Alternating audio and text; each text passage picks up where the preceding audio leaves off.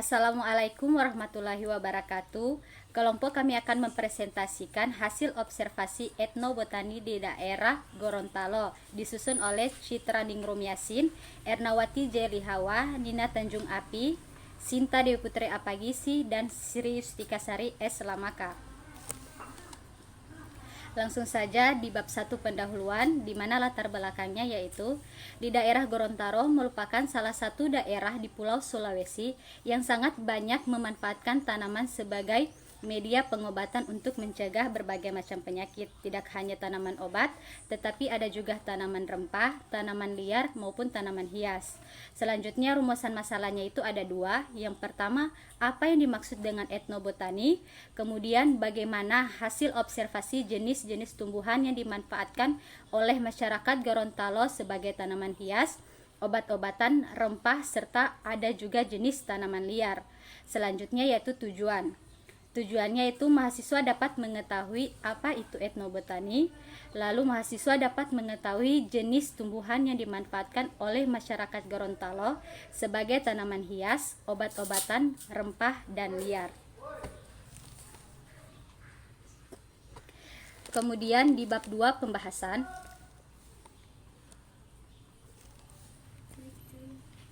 apa itu etnobotani? Etnobotani adalah suatu bidang ilmu yang mempelajari hubungan antara manusia dan tumbuhan, yaitu studi mengenai pengetahuan masyarakat lokal tentang botani.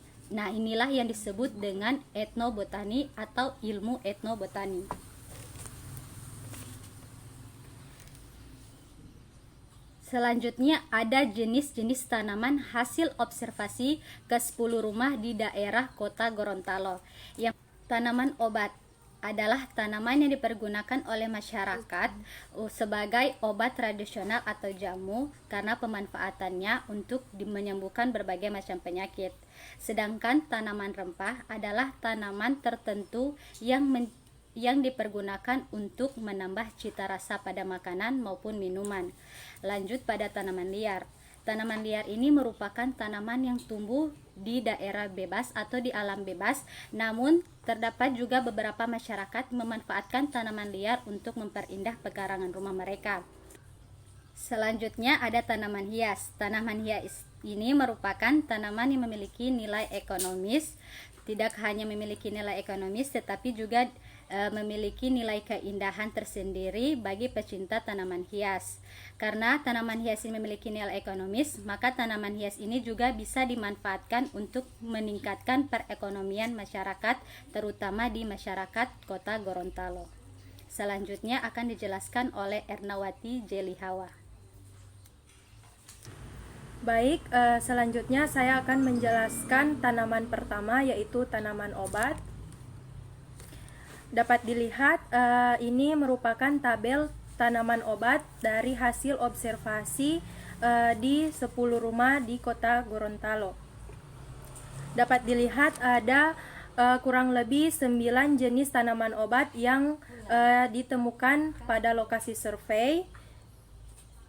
Kemudian jenis tanaman obat yang pertama ada tanaman Onumo dalam bahasa Gorontalo yang termasuk pada famili Lamiaceae.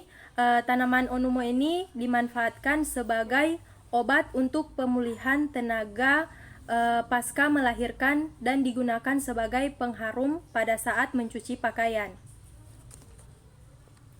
Kemudian ada tanaman yang kedua, ada tanaman pepaya.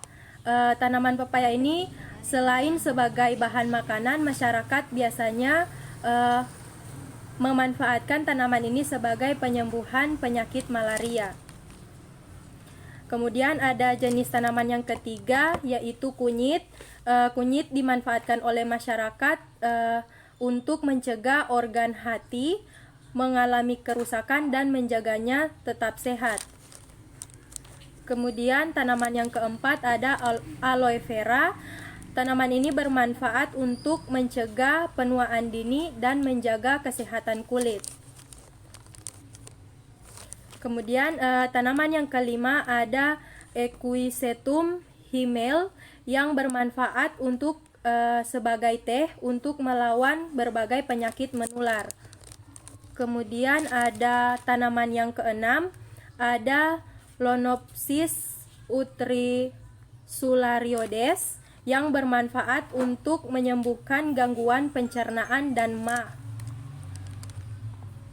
Kemudian tanaman yang selanjutnya, yang ketujuh, ada tanaman Tamarindus indica yang bermanfaat untuk mengobati bisul dan juga bisa menghilangkan jerawat.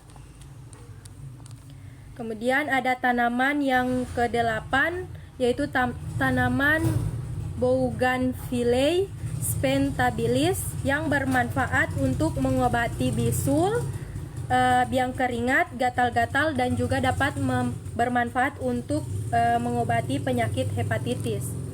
Dan jenis tanaman obat yang terakhir ada Irensinae nerbatis Hope yang bermanfaat untuk mengobati penyakit asma dan kurang darah. Baik, untuk selanjutnya akan dijelaskan oleh saudari Nina Tanjung Api. Baik, selanjutnya ada tanaman rempah. Ada 3 jenis. Yang pertama itu ada bawang, Allium fistulusum, yang digunakan untuk campuran masakan seperti soto, sop, dan makanan lainnya. Yang kedua ada serai. Namanya itu Cymbopogon citratus. Dimanfaatkan sebagai bumbu dapur untuk mengharumkan makanan. Yang ketiga ada tomat atau Solanum lycopersicum. Biasa dipakai sebagai sayur dalam masakan atau dimakan secara langsung tanpa diproses. Tanaman yang selanjutnya ada tanaman liar. Di sini ada 2 jenis, yaitu Portulaca oleracea atau disebut tanaman krokot. Yang tanaman krokot ini dia mengandung antioksidan yang ada dan yang bermanfaat untuk tubuh manusia. Salah satunya untuk peremajaan kulit dan penangkal radikal bebas. Dan yang selanjutnya ada Mimosa pudica atau putri malu. Digunakan untuk menyembuhkan luka pada penderita diabetes. Selanjutnya ada tanaman hias yang akan dijelaskan oleh teman saya, Citra Ningrum Yasin. Baik, selanjutnya gambar dari tanaman hias. Yang pertama itu ada bonsai kelapa gading, kemudian ada bunga dolar, kemudian ada Iresine herbis. Yang selanjutnya ada tanaman Adam Hawa. Selanjutnya ada Dodonai viscosa, kemudian Cordyline fruticosa. Selanjutnya ada Syngonium podophyllum Scott, kemudian ada Haworthia limifolia. Selanjutnya ada Aglonema commutatum, kemudian Chlorophytum orchidastrum. Selanjutnya ada Codium variegatum, kemudian Pteris cretica. Selanjutnya ada Begonia aconitifolia, kemudian Aucuba japonica, kemudian ada Agave americana L. Selanjutnya Epipremnum pinnatum L. Selanjutnya ada Sansevieria trifasciata, kemudian ada Philodendron erubescens.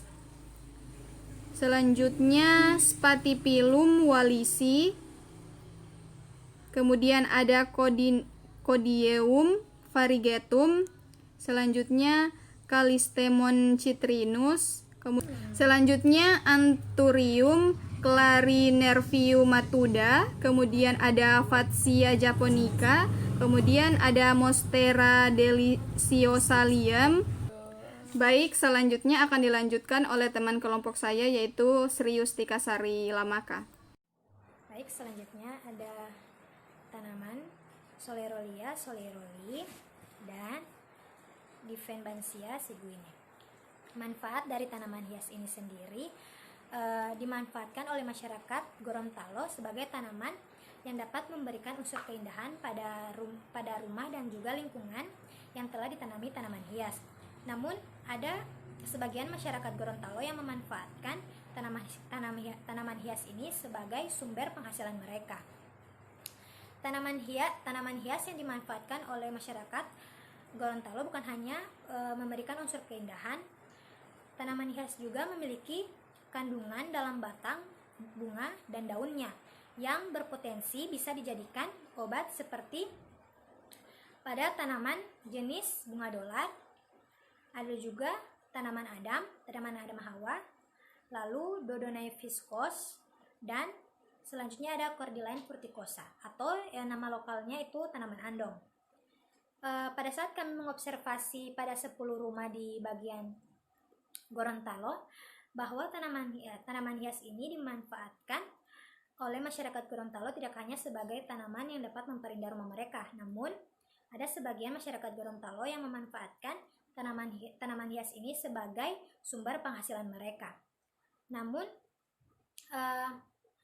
pada saat kami mengobservasi, ada beberapa jenis tanaman yang dapat dimanfaatkan sebagai obat untuk mengobati penyakit-penyakit masyarakat Gorontalo. Pada saat kami mengobservasi dari 10 rumah tersebut, tanaman yang paling dominan mereka tanam itu yaitu tanaman jenis Aglonema commutatum, lalu ada juga Irisine herbiciti dan Cordyline fruticosa. Lalu kesimpulan, yaitu etnobotani merupakan salah satu bidang ilmu yang membahas tentang tumbuhan hidup. Dalam hal ini tidak hanya mempelajari morfologi ataupun sifat fisik tumbuhan, melainkan dalam ilmu etnobotani juga membahas tentang interaksi manusia dengan tumbuhan. Salah satunya pemanfaatan tumbuhan oleh manusia yang dikaitkan dengan kearifan lokal. Berdasarkan observasi di daerah Gorontalo yakni observasi ke 10 rumah, ditemukan banyak masyarakat yang menanam tanaman di pekarangan rumah yang nantinya akan dimanfaatkan baik untuk memperindah pekarangan rumah, untuk meningkatkan ekonomi sebagai obat-obatan, bahkan tumbuhan liar yang sengaja ditanam masyarakat untuk memperindah pekarangan rumah. Adapun jenis-jenis tanaman yang ditemukan di lokasi observasi terdiri dari 4 macam tanaman. Yang pertama tanaman hias, yang kedua tanaman obat, yang ketiga tanaman rempah, dan yang keempat tanaman liar. Tanaman hias berjumlah 18 spesies, tanaman obat berjumlah 9 spesies, tanaman rempah berjumlah 3 spesies, dan tanaman liar berjumlah 2 spesies. Itulah hasil presentasi dari kelompok kami. Lebih dan kurangnya kami mohon maaf. Wabillahi taufiq wal hidayah. Wassalamualaikum warahmatullahi wabarakatuh.